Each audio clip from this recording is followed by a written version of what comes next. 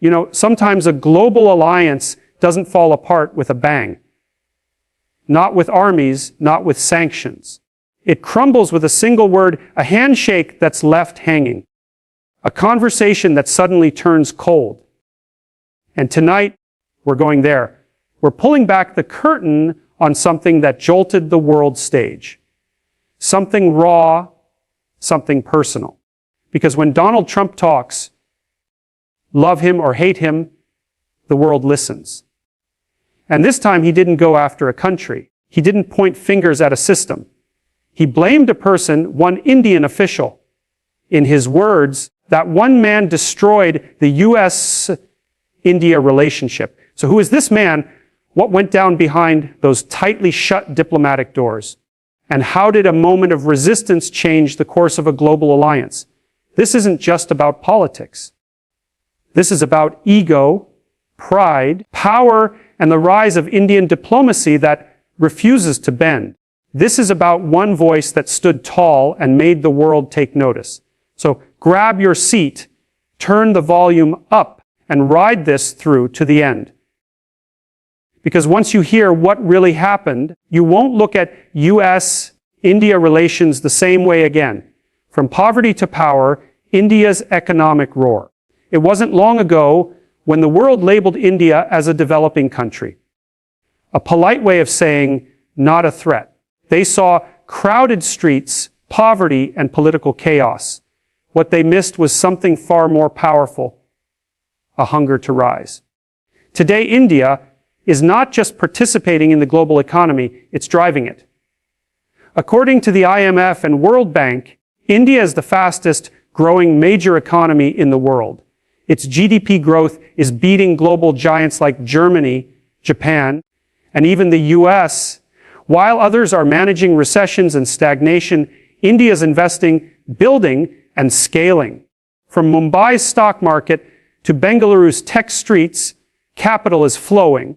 Over 70,000 startups have launched since 2016, making India the third largest startup ecosystem in the world. This isn't just about apps or unicorns. It's about a generation saying, we don't want jobs. We'll create industries. While the world struggled with COVID fallout, India became a pharmaceutical powerhouse, exporting vaccines to over 70 countries.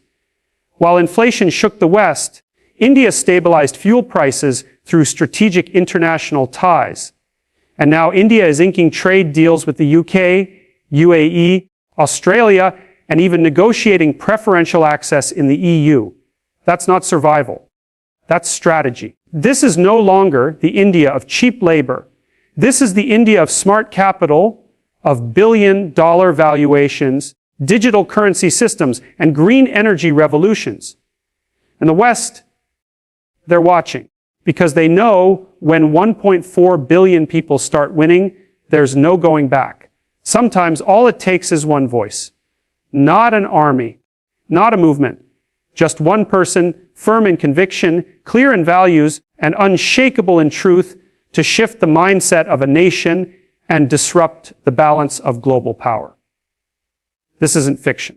This is exactly what happened when one Indian diplomat stood across from one of the most unpredictable and powerful leaders the world has seen.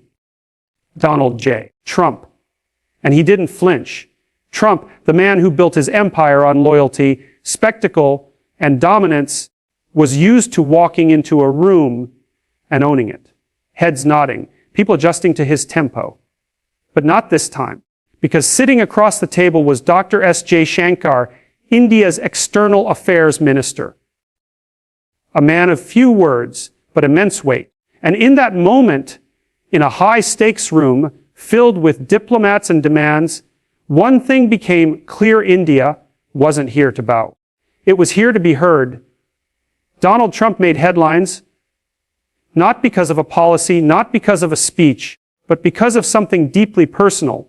He told the world that one Indian man, not Modi, not India, but one Indian diplomat had destroyed U.S.-India relations.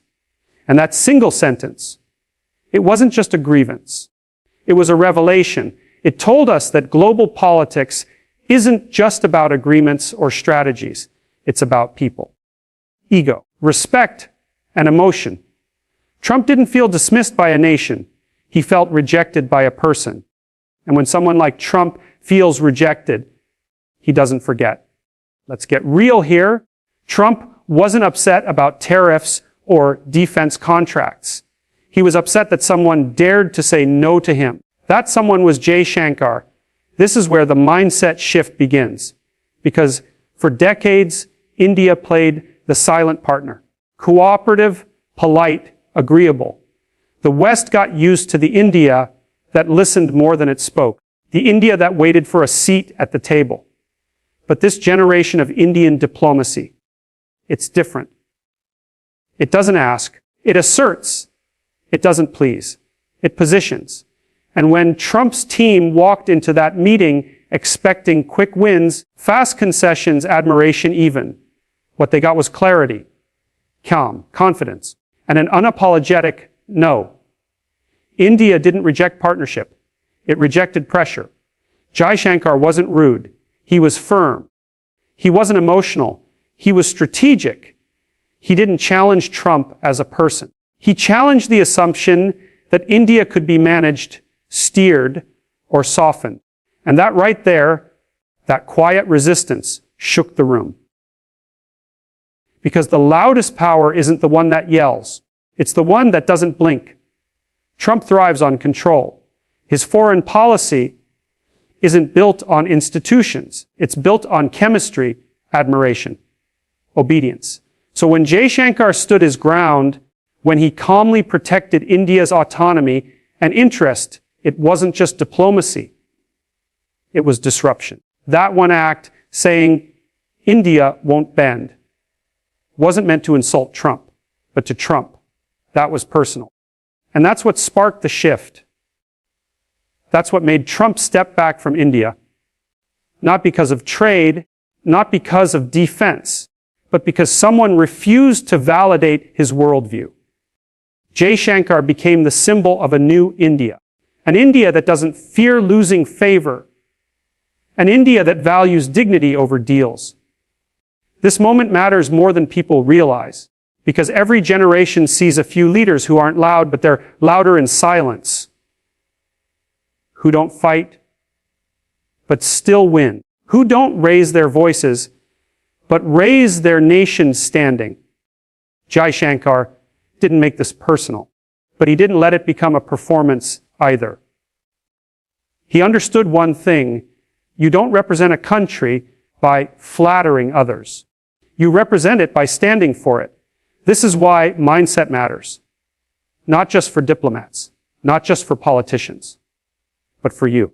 Because in your life too, you will walk into rooms where people expect you to shrink, to nod, to stay silent. And in those moments, your power won't be in how loudly you speak. It will be in how deeply you stand. That's what Jay Shankar taught the world. And that's what India today is teaching every rising nation, every young professional, every underestimated individual. You don't have to fight loud to be strong. You just have to know who you are. So the next time someone questions your place at the table, the next time you feel the pressure to compromise just to be accepted, remember this moment. One man, one voice, one stand changed everything. Because that's how mindsets shift. That's how nations rise. And that's how one quiet voice can echo across the entire world. Trump's way of operating isn't secret loyalty, respect, admiration, or get out. And if someone challenges that, he doesn't just walk away. He remembers. He reacts. What we saw wasn't just a policy fracture. It was an emotional shift. Meet the man who stood his ground, Dr. S. Jay Shankar, India's External Affairs Minister. Sharp, strategic, relentless. He's not just a diplomat. He's the face of a new India. One that's done being lectured. One that walks into global rooms with its head held high.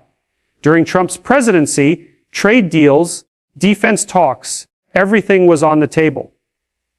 and in the middle of it, Jay Shankar stood firm. He wasn't there to flatter egos. And let me tell you, Trump expects admiration, not resistance. So when Jay Shankar refused to back down, it felt personal. Yes, Modi and Trump played nice in public. Think, howdy Modi, namaste Trump. But behind those smiling photos was a different story. Jay Shankar was holding the line, and that firmness, Trump read it as defiance. There was a particular meeting, high stakes, high pressure.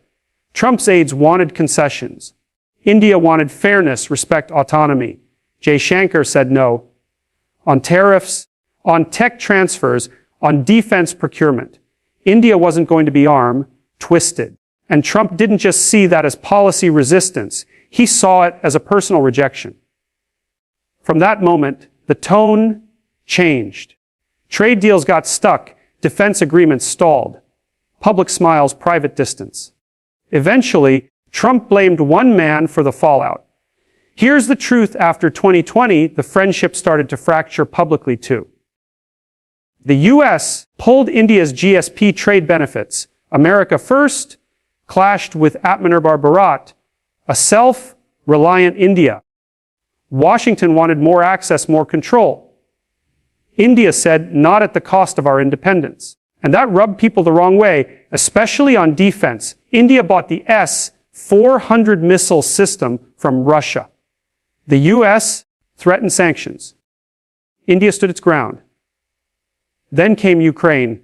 The West wanted condemnation. India chose neutrality. Strategic autonomy wasn't a buzzword. It was a line in the sand. This isn't the India of the 90s. This is unapologetic diplomacy. No more being talked down to. India isn't asking for a seat at the table. It's claiming it. This was supposed to strengthen the alliance. What happened instead? A breakdown. The room grew cold. The trust cracked. And even though public smiles remained, both governments knew something had shifted. Trump walked away feeling disrespected. Jai Shankar walked away standing taller. It wasn't war. It wasn't sanctions. It was ego vs. sovereignty. Two forces, two mindsets, and one unforgettable standoff. Global politics isn't just policy, it's people. It's emotion. Trump didn't like to be challenged. Jay Shankar wasn't there to flatter. One wanted a deal. The other demanded respect. So here we are, looking back at a moment that could have strengthened a global alliance, but instead nearly broke it. All because two men, both powerful, both unwavering, collided. Trump, fueled by loyalty and ego. Jay Shankar, powered by principle and strategy. This wasn't about policy failure. It was about one individual refusing to shrink, and that refusal echoed across the world.